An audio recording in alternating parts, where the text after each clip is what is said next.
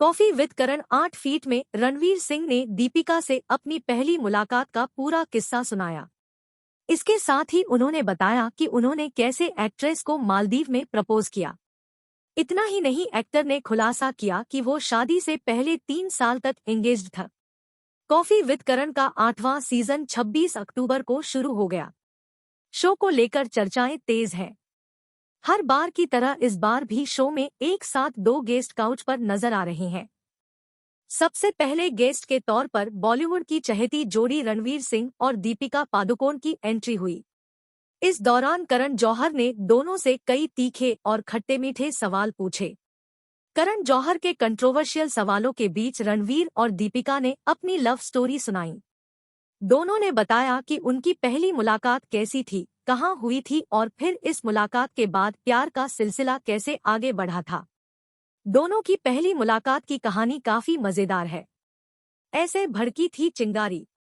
पूरे किस्से को आगे बढ़ाते हुए रणवीर सिंह ने बताया कि इसके बाद वो एक दिन संजय लीला भंसाली के घर पर बैठे थे। इसी दौरान उनके घर के बड़े से दरवाजे से दीपिका की एंट्री हुई।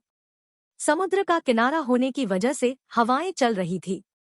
दीपिका पादुकोण ने सफेद चिकनकारी कुर्ता पहना था और वो सादगी की मूरत लग रही थी। इसके बाद ही वो अंदर आईं और संजय लीला भंसाली ने उन्हें लंच ऑफर किया। दोनों साथ में टेबल पर बैठे थे। खाने में क्रैब था। क्रैब दीपिका के दांतों में फंस गया था, जिसे देखकर रणवीर ने दीपिका को बताया। रणवीर को लगा कि दीपिका शर्माएंगी, लेकिन उन्होंने बिना लाज शर्म के रणवीर से उनके दांत में फंसा क्रैब निकालने को कह दिया। इसके बाद रणवीर ने अपनी छोटी उंगली से उनके दांत साफ किए और कहा कि उनके लिए ये करना किसी सॉकेट में हाथ डालने जैसा था।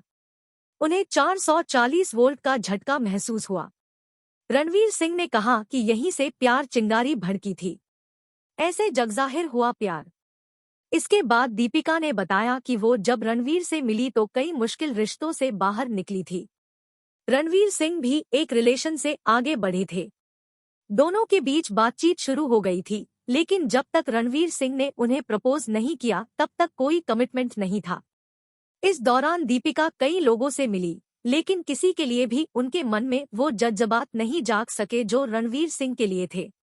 ऐसे में वो बार बार उनके पास लौट कर जाती थी।